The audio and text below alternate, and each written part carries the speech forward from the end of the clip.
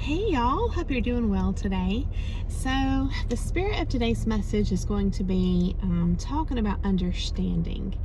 And what inspired me was one of my graphic t-shirts, the Audacity Tarot Card t-shirt by the Pine Torch, which is a shop on Etsy. Or at least they have a shop on Etsy. That's where I got mine. And it's I couldn't resist it. I love Etsy. There's a lot of homemade, one-of-a-kind arts and crafts type things on Etsy. If you've never been there, it's a great website. And so sometimes I like to find my graphic t-shirts there as well. So but I couldn't resist this shirt. It was just the coolest. And so I'm going to show you this close-up of it. And you'll notice that essentially there's this skeleton that's riding on a cloud, right? A dark cloud. So like behind the skeleton, it's a beautiful day. It's symbolic of, you know, a beautiful day with a rainbow and this luminous sky. And then here comes the skeleton riding in on this dark cloud, just rowing himself through with his oar over this field of flowers. So it's essentially like this doom and gloom, right? But yeah, he looks happy about it. So so that's the Audacity t-shirt, or what they call the Audacity Tarot Card, right? It's just it's like they took the creative liberty to express this concept visually in the fashion of a tarot card, right? So anyway, I thought it was really cool. And because how many times in life have you encountered someone and you're just like, man alive, I can't believe that person just did that or said that or whatever. It's like they really exercised their audacity, right? So it's yeah, it's just a really interesting concept. So we're going to play off of that today. And you know, it's essentially the audacity of some people can make you pause and notice something that's so automatic to you, like a filter that you're operating from, right? That and you realize it's not automatic for everybody, you know? And so it's like, why? There's these discrepancies, okay? And it makes you realize, okay, sometimes there's definitely some unconscious behaviors at play. A person who just hasn't worked through some things and gotten to a certain place of maturity in their psyche or whatever it is. And this is illustrated in the Bible verse where Jesus is saying, you know, on the cross, he says, "Forgive them, Father, for they know not what they do." I believe this is when he was on the cross. And so right there's an illustration of, you know, the different levels or layers of a person's psyche, right? That there is an unconscious part or a subconscious part, right? Where a person isn't fully aware of what they're doing, essentially. So that's true, right? So the meaning of audacity essentially is the sense of someone doing something bold, and not just being bold and courageous alone, because that's generally perceived as a good quality, right? Audacity is associated with a bad quality, as illustrated by the t-shirt. So audacity is like somebody doing something bold, but also something that's you might say uncouth, right? Or just not refined, not graceful, or just essentially not having good manners, right? It's like when somebody knows better, or you think they should know better, but they do it anyway, okay? And it's like, why? If they're not acting from unconscious behaviors, if they're not acting from their unconscious part of their psyche, if the behaviors are not coming from there, if it's coming from a conscious part within a person in their psyche, then why would they do it? It's like, a lot of times it's easy just to brush it off and say, well, they don't have a conscience. You know, it's just kind of what's it called? Logical deduction or whatever it's called. It's kind of like, well, it's just common sense. It says they must not have a conscience, right? Sounds right. But if you think about it, there's another key factor that ensures that a person's conscience works properly. And that key factor is an emotion. And that emotion is guilt or shame. It serves a purpose, right? I refer back again to a concept we've talked about a lot on this channel, which is divine design, right? From God. Meaning that every part of creation must serve a purpose. You know, sometimes I question, you know, how there's different parts of our body that supposedly are for no reason, like organs and things like that, you know, the medical professionals can just be like, you don't need that. You know, there's something wrong with it. You don't need it anyway. Let's just take it out. It's like, is that really true? Or have we just not discovered, right? Come to the awareness of the function that this part plays. Sometimes I think about things like that. You know what I mean?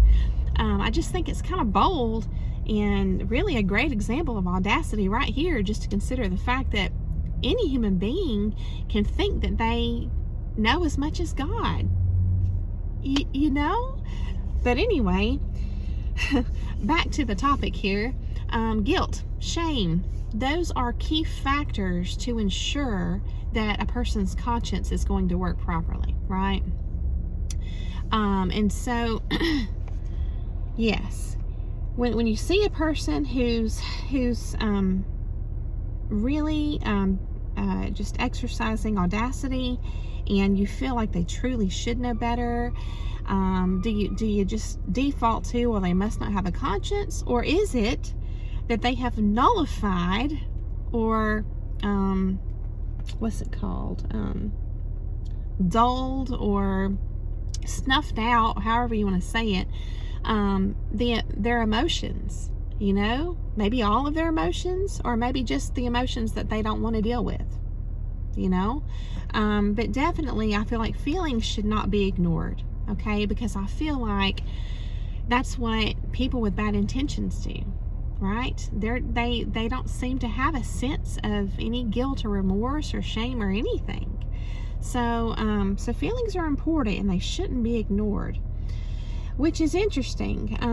It brings us to an interesting concept, which is sometimes if you are a person that's very in tune with your feelings, it can almost feel like feelings are hungry in themselves, like they have an appetite, you know, which is why if you feel, you know, this strong emotion bubbling up inside of you, like where you want to cry, it's almost like it's hard not to. You know, it's like it needs to come out. You need to cry before you're going to feel better. So in that regard, it's almost like feelings can have like a need of their own, or like a hunger of their own. And so if you look back on past cultures throughout history, this is really interesting to me. And this is played into a lot of different belief systems and religions and stuff. There have been different cultures that have really made emotions a big deal, like with regards to associating them with a particular god, or like a shrine, rituals, a big part of rituals. Even we've talked about shamans here on the channel, how shamans they embody such bold actions that they are intended to evoke strong feelings from the person that needs healing. So if you think about that right there, I don't even have this written down, but think about it. If a person is in need of healing, like back in the day, when it was common for people in their culture to go to a shaman to help you know, get healthy and be healed, the shaman is going to try and evoke this spark or passion or emotion within this person so that they can be healed, right? And they do this with outlandish rituals and displays and stuff, you know, dances and songs and all this stuff. So and then again, like we were just talking about, if you think about a person who, robs and steals and commits crimes and lies and all this other stuff, people with bad intentions, they don't seem to have any guilt or remorse. So it's like their emotions are dulled down or subdued completely. So there's something at play here. Okay? It's almost like, again, emotions seem to be part of the divine design in a human being. So it's like, can they really be bad? Just inherently? Or is it just that they can not be fully understood and then not be appreciated? It's almost like they are powerful, but it's kind of like Elsa. I'm going to revert back to an example, which I feel like is just modern day myth in movies and, mainly movies nowadays. But, Elsa in Frozen, she had these powers, right? But they were dangerous in the beginning when she didn't know what to do with them. She didn't have an understanding of them. And that's what made them dangerous, right? But once she learned and understood, how to be a good steward of her powers, then they were meant for good. She could use them for good. It's like they were always meant for good, but she was ashamed of them to start with, and they were just out of control, and they would just, shoot out of her and hurt people, and, hurt her sister and all this stuff until she learned, okay? And then it became useful and a good thing. Even to serve as protection, things like that. So again, it's like emotions are powerful. I relate emotions to this personification, right, of this power that we have. So if you consider it that way, it just kind of all makes sense, okay? Now, what can be dangerous to me is to consider concepts like being stoic. There's this whole concept of, I guess you call it stoicism, where it's supposedly, this is like a philosophy type concept, okay, where it's supposedly honorable to be stoic. And to be stoic is generally associated, I've read a couple of books on it way back, and this is my understanding, but to be stoic tends to be related to keeping your emotions at bay, almost like, dulled way down. And I don't know that that's really honorable or good, so anyway, past cultures provided an outlet for the people to at least not feel weird about their emotions. They were accepted as part of society throughout history, different cultures, and it was not something you had to feel ashamed about if you cried or things like that. So that's, to me, something that I feel like is very much missing in our culture today, in modern day, and I think that the results are disastrous. I truly think that a lot of bad things that happen in our modern day can be linked back to a lack of understanding and of, there not being this strong lineage of elders teaching their youth, and then them growing to be elders and teaching their youth about this power that we have that's part of God's design, which is our emotions. And because people are not taught about this, they're made to feel ashamed, and it's kind of like it just like the illustration in Frozen with Elsa. It's the same kind of thing. It comes out the wrong way, then there's consequences. You see what I'm saying? So understanding our emotions is huge to me, okay? So, there's a, I feel like when we are encouraged to subdue or deny our feelings, it just makes them grow. That's all it does. They just stay inside and grow. And so, I don't know if you guys have ever heard this song by Fleetwood Mac. It's called My Little Demon. I love their music in general, right? They're my mom's favorite band too, but and I've seen them in concert, and they're great. They're classic. But there's the song My Little Demon, and I remember just came to mind when I was making my notes today from memory. There's a line that says, I really don't like it. Ain't nothing I can do, and it's kind of like, it just reminded me of like emotions when we don't have a grip on them, you know what I mean?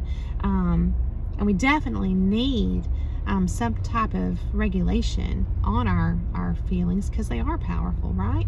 But we can harness them, right? And they can be used for good. So, yeah, living in a culture that kind of, insinuates that it's like a contest. Whoever can subdue their emotions the most wins. I don't think that's healthy. That's just me. So living in denial of emotions altogether, to me, is like the realm of liars. Okay?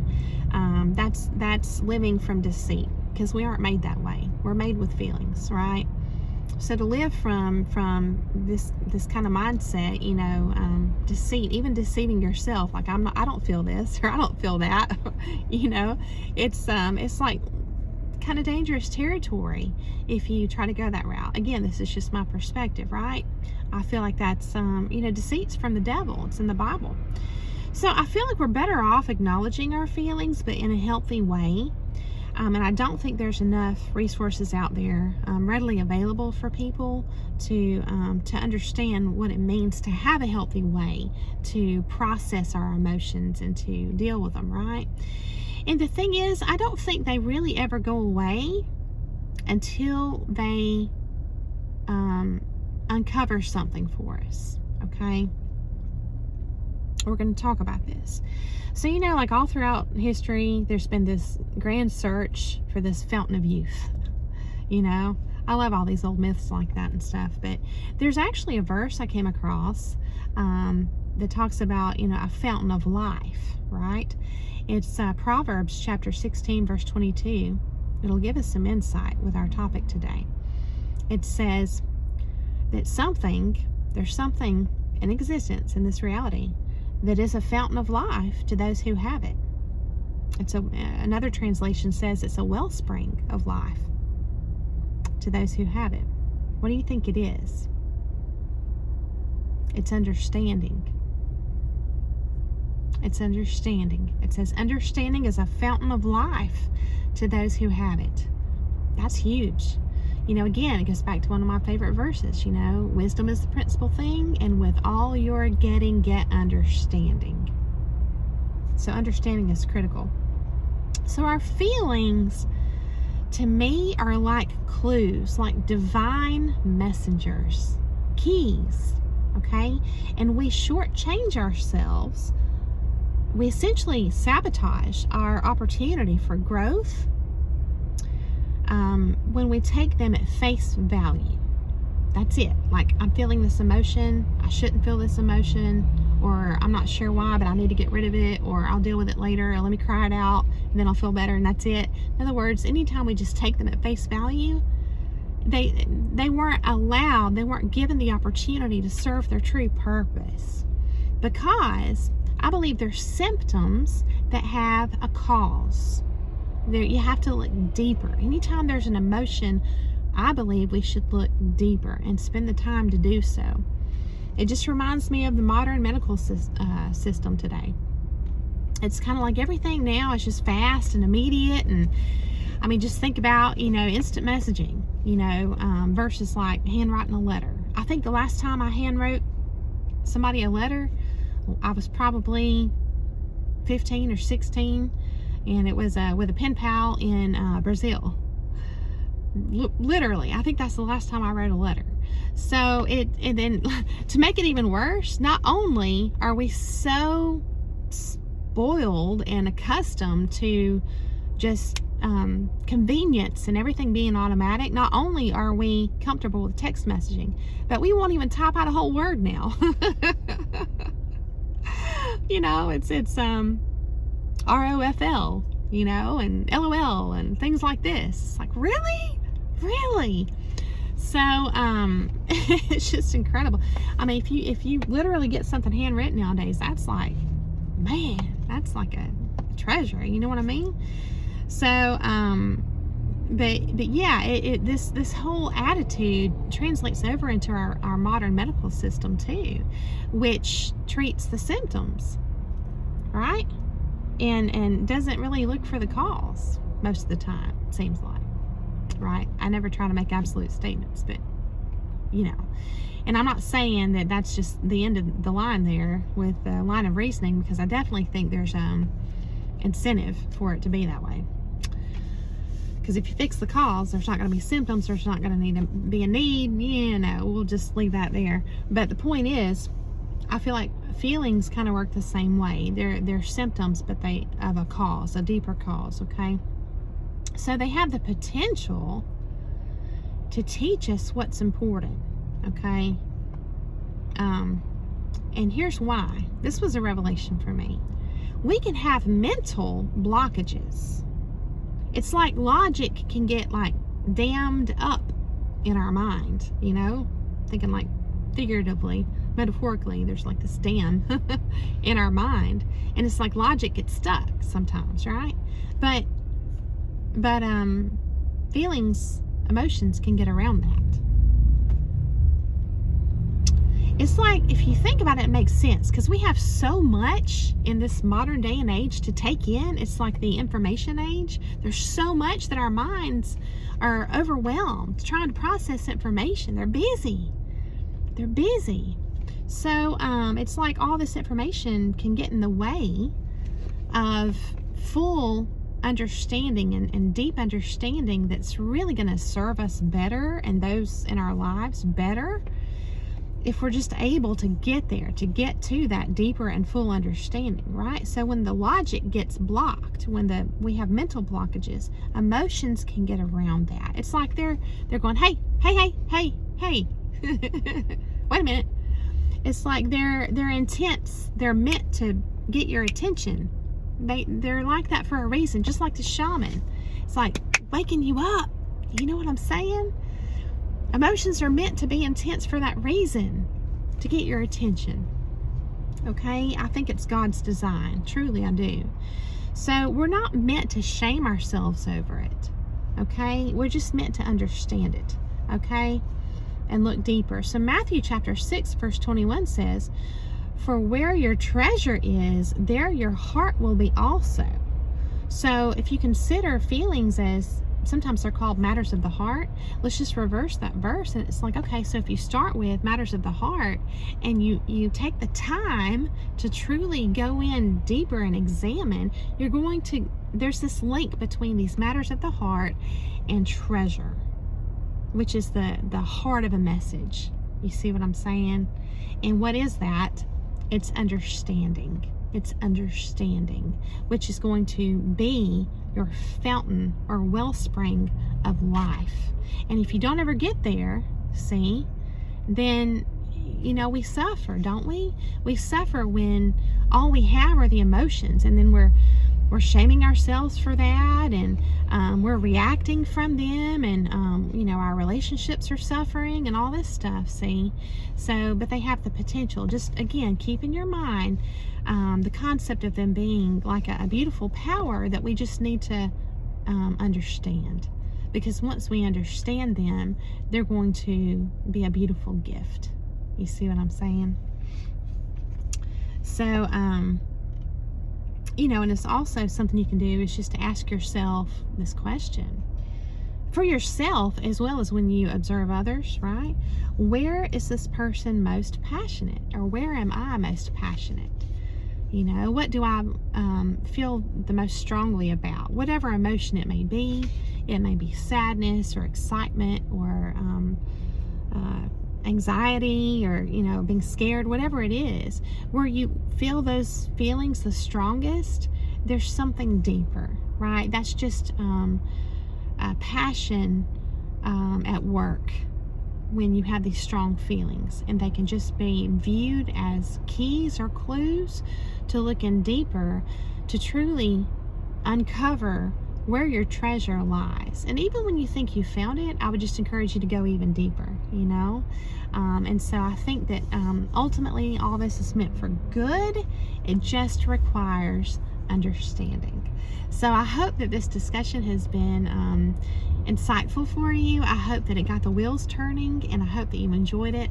I thank you so much for coming along to listen. I hope that you have a beautiful day, and I'll see you again very soon.